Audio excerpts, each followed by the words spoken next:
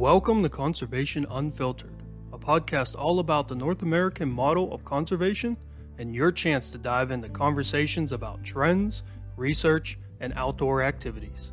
It's time to get wild with the 2021 Conservation Media Award-winning host, Jason Creighton.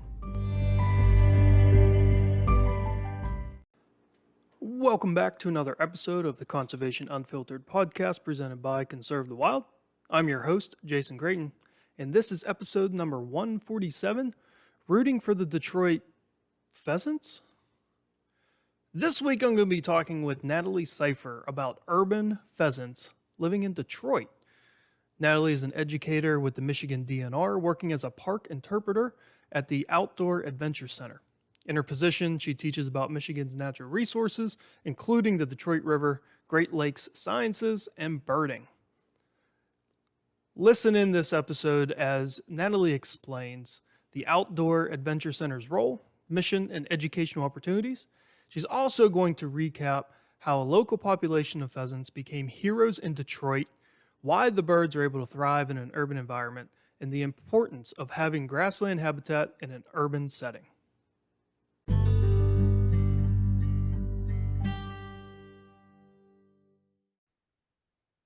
Hey, welcome back everyone to another episode, and we have a very interesting topic today, as I'm sure you could see from the title, and you heard a little bit in the intro. My guest today is Natalie Cypher, and we're going to be talking about pheasants in Detroit. Natalie, how are you doing today? I'm doing well, thank you. How are you? I'm doing great.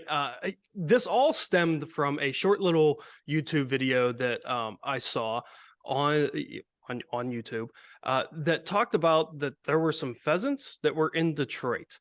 But before we talk about that, you work as, a park interpreter at the Outdoor Adventure Center. Can you just talk a little bit about what the Outdoor Adventure Center is and some things that are offered there and why it's important to the community?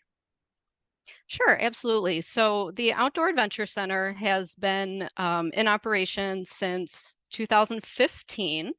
So we're just going to be getting into our 8th year here soon. So we're still pretty recent in the state of Michigan and unique for the Department of Natural Resources because we are located just a few blocks from downtown Detroit, actually.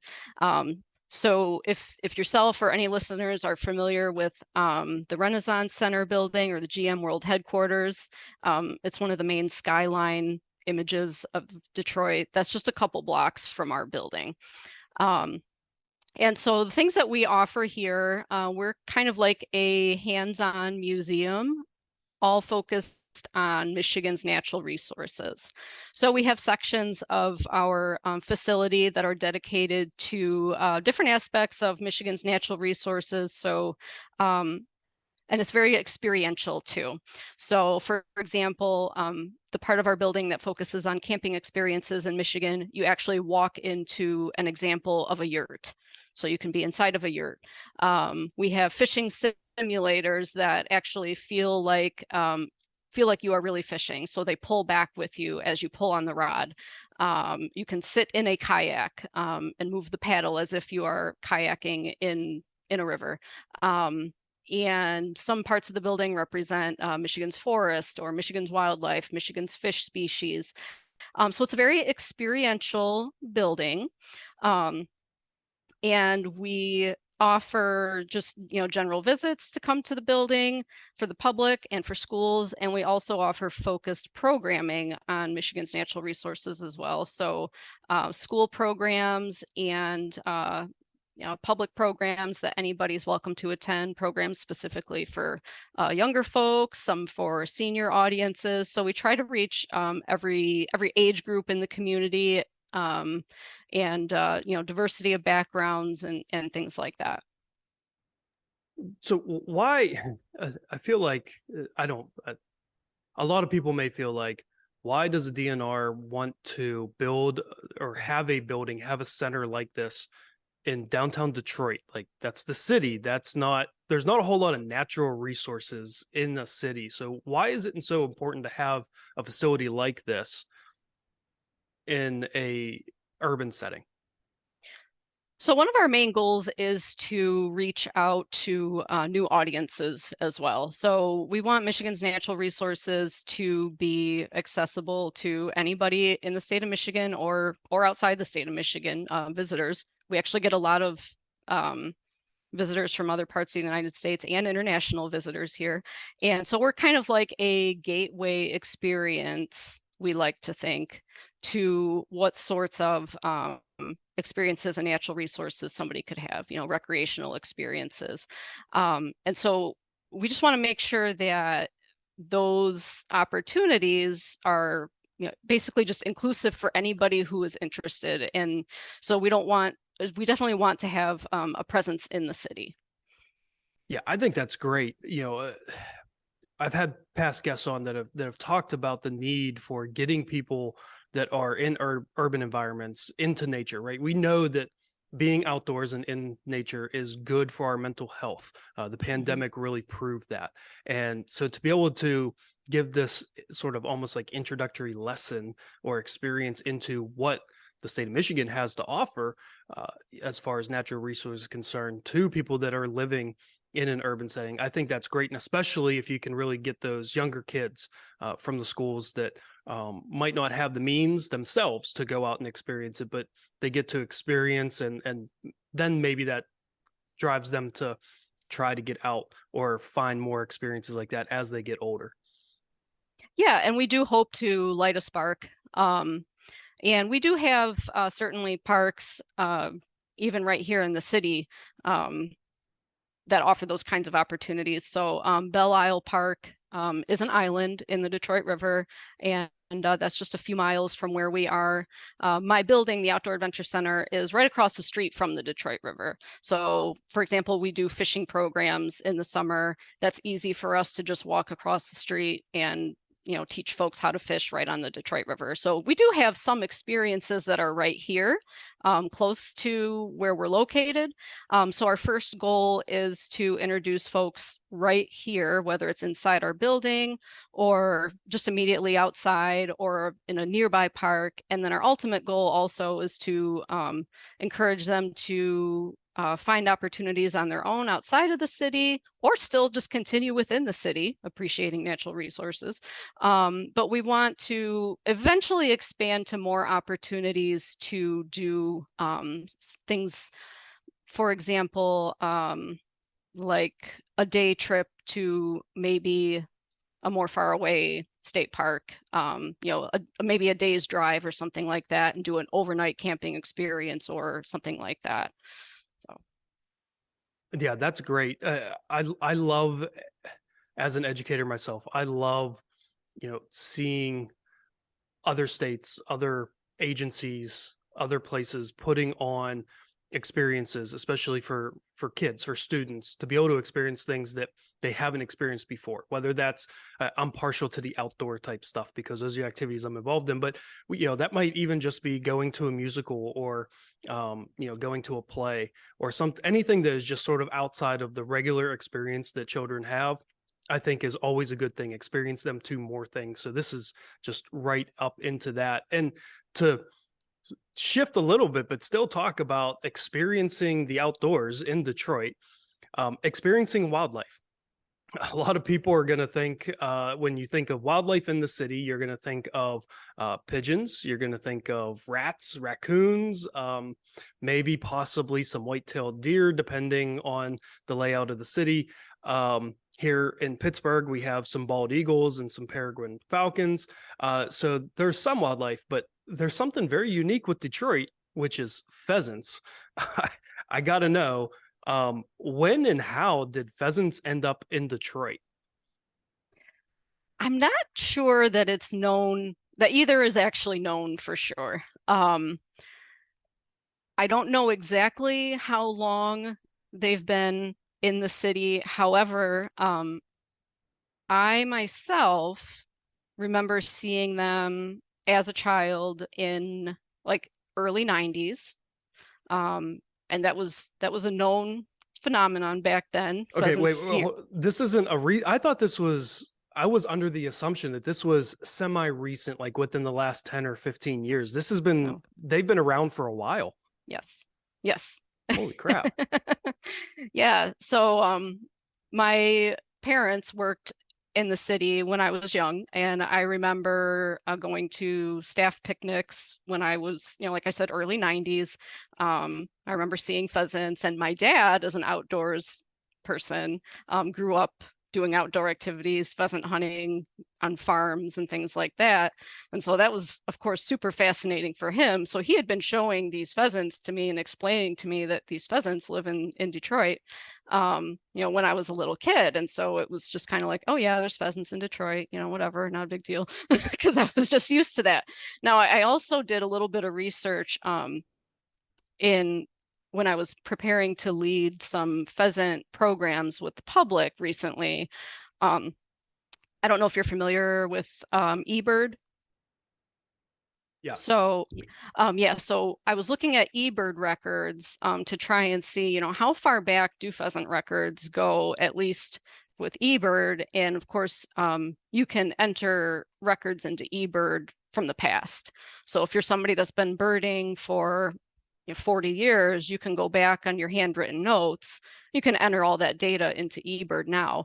And I did find some records for Detroit that even go back to 1972. That was the oldest one that I found. So I don't know if anybody who's been birding in the Metro Detroit area could say that they were seeing pheasants here before then. I don't know how early observations go, but that's the earliest that I was able to find. That's a long time ago. That's a long time that pheasants have been in Detroit. Yes. So I mean, what's the assumption? I mean, it's not like you can go up to the first pheasant and be like, "Hey, how'd you get here?" Yeah. So like, what's the assumption for how they, you know, like migrated is the wrong Mhm. word, but entered into Detroit and started living there, sort of like full time? Sure. Um, yeah, we don't know exactly how they got here. However, it's kind of thought, and I would certainly understand this, just based on other wildlife movement as well, that one of the ways that they could easily go from a more rural to the city area would be through railways. So there's a lot of railroad tracks coming into Detroit, throughout Metro Detroit. And really, they are pretty wild, open, easy to travel corridors for something like a pheasant, and other wildlife use them too.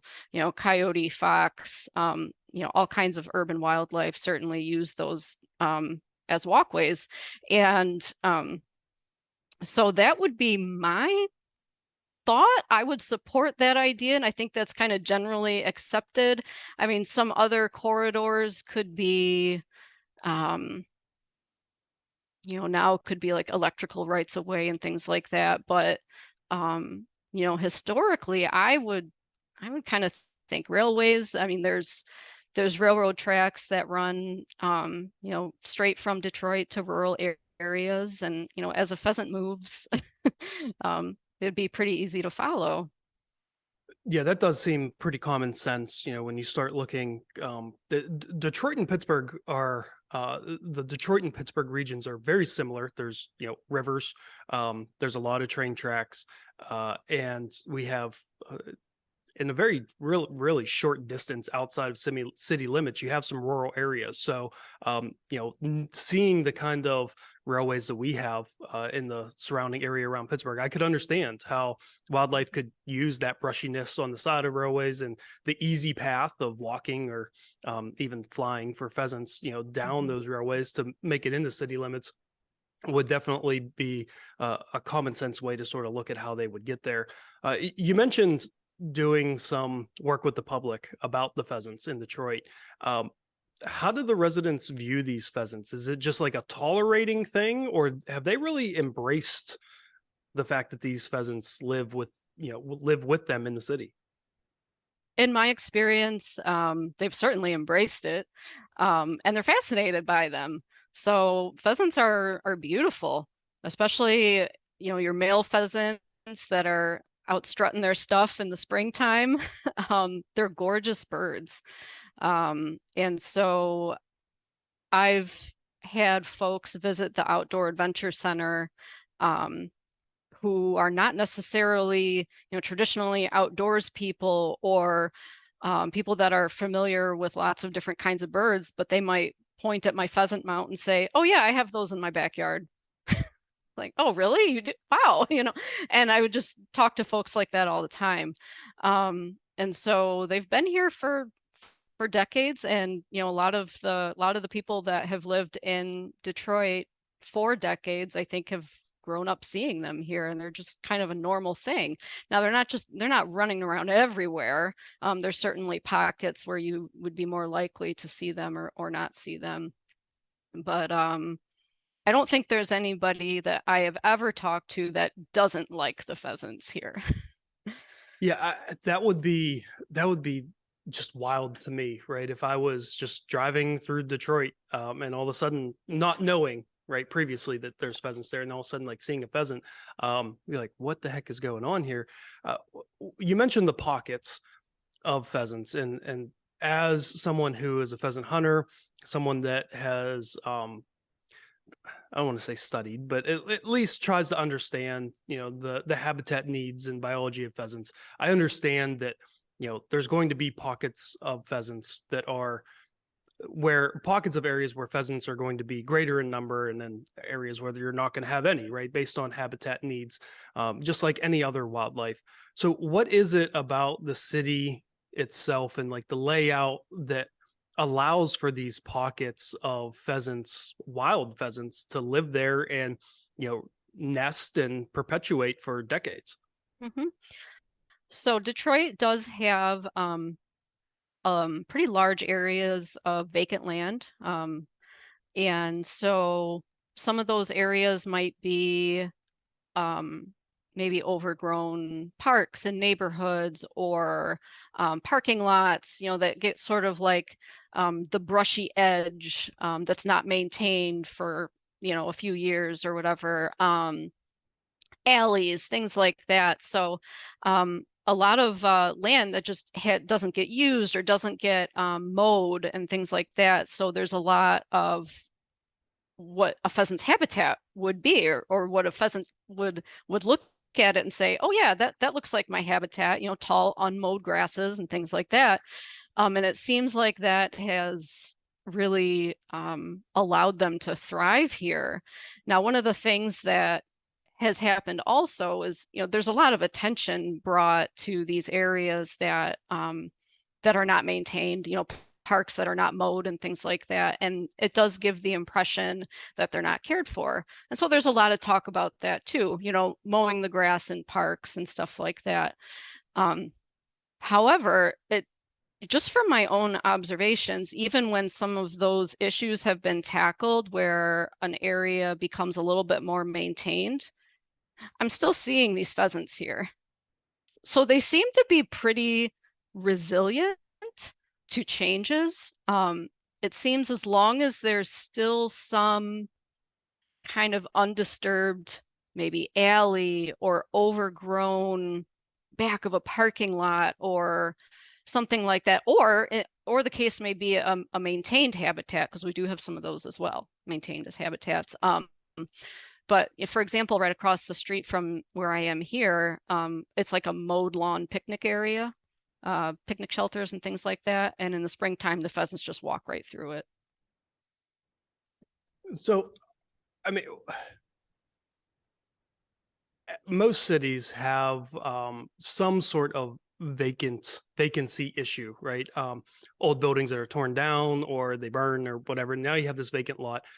It becomes overgrown. Oftentimes, people in that area, like you said, you know, decide they want that area maintained, right? Because to the human eye, Mhm. uncut grass looks unkept and makes our city look terrible.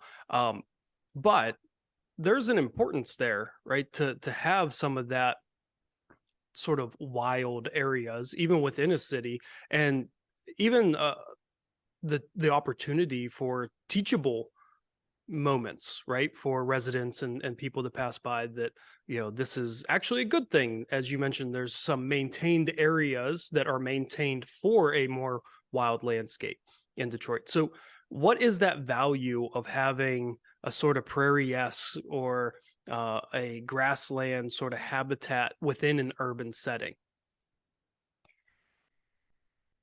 I think for one thing, it would be a relatively easy habitat to establish in an urban setting.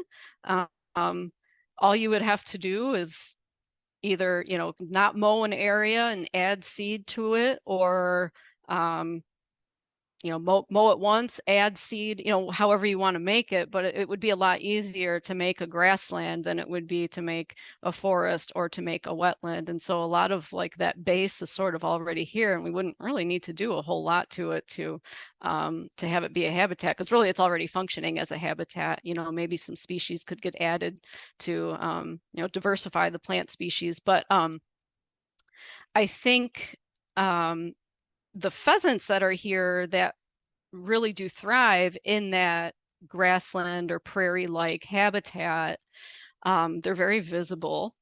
So they're a lot easier to see and recognize and remember than maybe some of the other prairie species that I've noted in the city, which I have seen other ones and heard other prairie birds in the city. The pheasants aren't the only ones here, but they're very noticeable and they're likable. They're easy to remember. So I think they do act sort of as prairie or grassland ambassadors here in the city. So they would represent a species that would benefit from an intentionally maintained prairie or grassland habitat in an urban area. So, because they're so visible and they don't really interrupt people's ability to go about their normal lives, and they're a pretty bird, especially that male rooster, is there, when the city comes out or someone comes out and says like this vacant lot needs to be maintained, grass needs cut, or whatever the case may be, is there like a is there a local pushback if there's pheasants that are utilizing that area? Like, are there people around saying, no, no, no, hold on a second, let's maybe we can maintain it in a different way so that the pheasants are still around and so that this wildlife is still around? Mhm. There are some. So there are certainly groups within the city of Detroit, such as Detroit Audubon is one that I've worked with before. We've done programming together. In fact, we've done pheasant programs together. So the Detroit chapter of the National Audubon Society leads pheasant walks here in the city, and they've co-led them with me as well here around the Outdoor Adventure Center. And so they are one group that has taken steps to maintain some of these areas as natural areas. So the project that they have is called Detroit Bird City. Off the top of my head, I don't recall how many parks they are. It might be like 4 or 5 or so, but most of them are prairie and grassland type habitats. So their logo is actually a pheasant. So you mentioned the logo being a pheasant.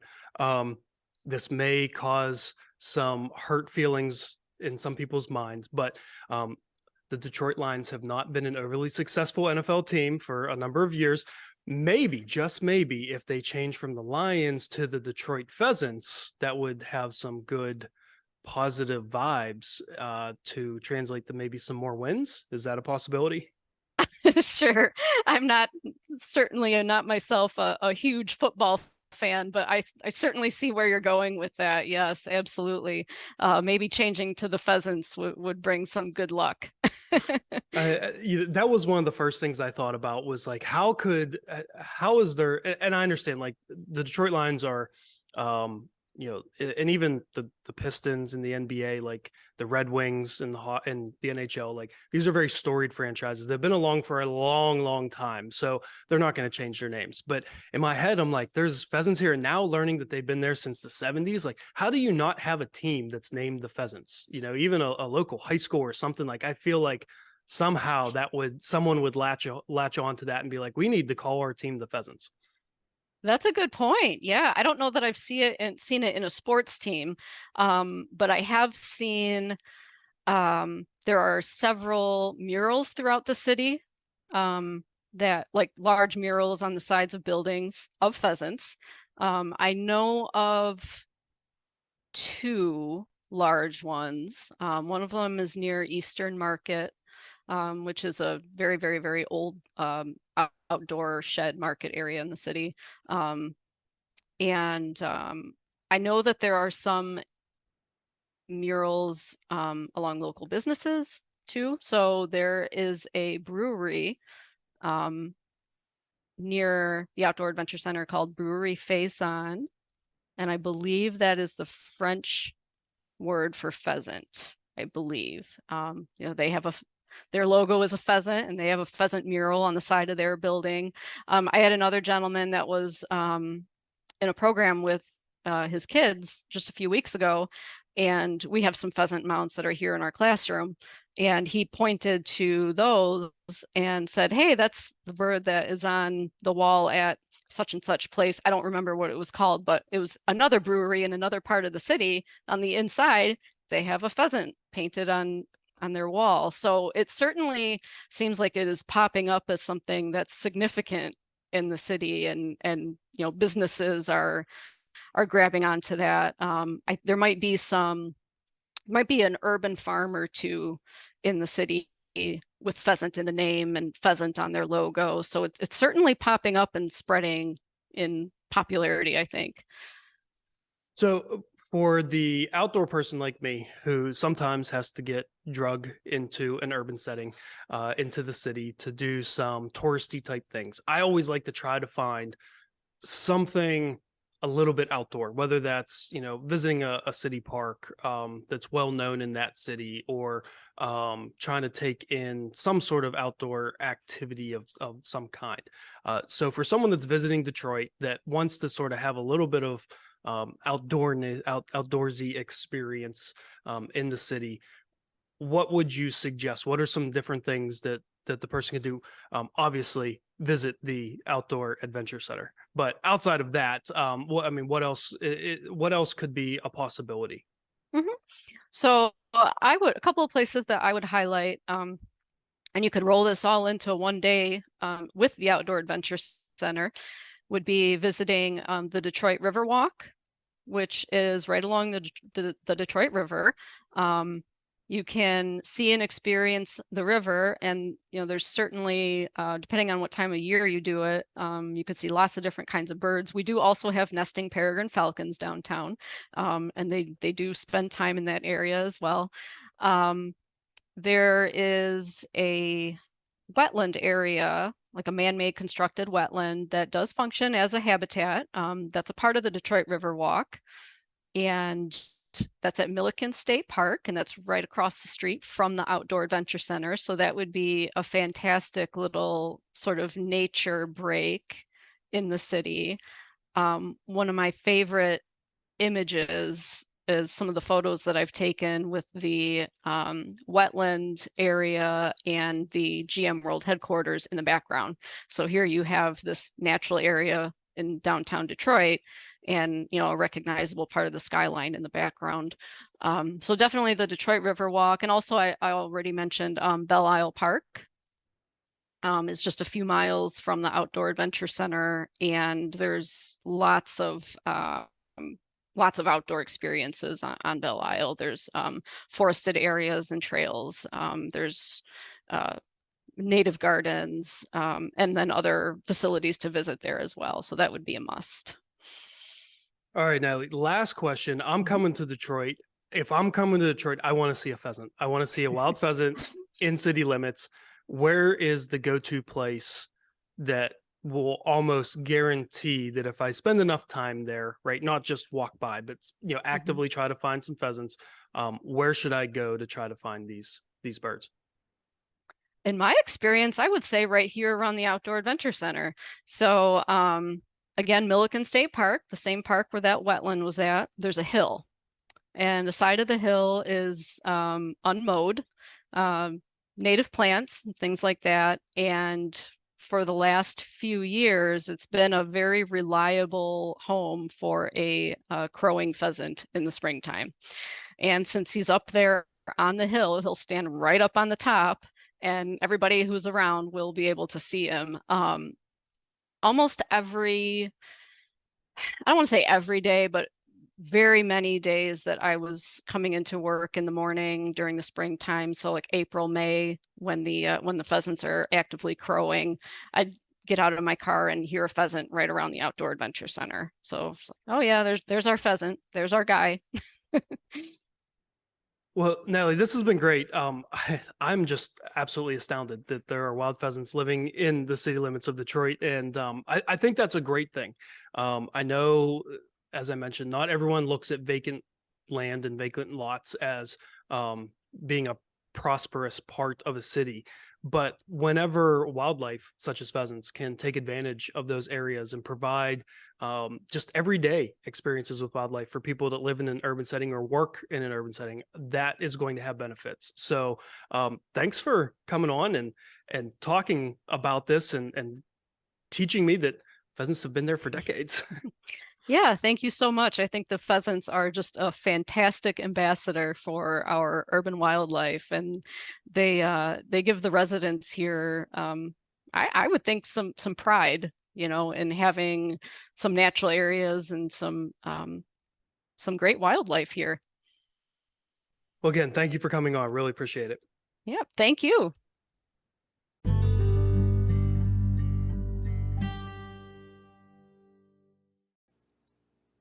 That'll do it for another episode. I want to thank you for joining me, and I want to thank Natalie for coming on and blowing my mind with the fact that pheasants have been in Detroit since the 70s. I definitely did not see that coming.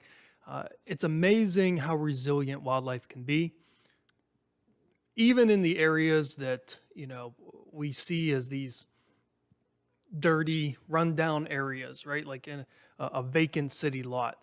That can be perfect opportunities for people to be able to experience a little bit of nature and provide some of that nature for wildlife out there. And it's great to see how Detroit has really, as a city, just embraced this bird, this beautiful bird, creating businesses with logos and names akin to them. That's awesome to see. So I hope, like myself, you learned something that maybe you didn't know before when it comes to pheasants living in the Detroit metro area. Hey, I will talk to all of you again next time on the next episode, but until then, get outside, take someone with you, and as always, stay wild.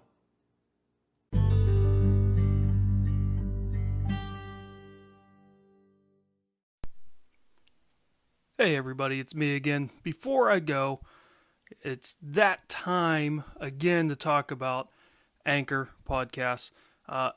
It's what we use here at Conservation Unfiltered. We can edit and record and everything right from our phone or computers. The hosting on Anchor is super easy, distributes it to all kinds of platforms. So where you're listening is distributed out there. And it's all totally free, which is great. So download the Anchor app or go to anchor.fm to get started. See you next time.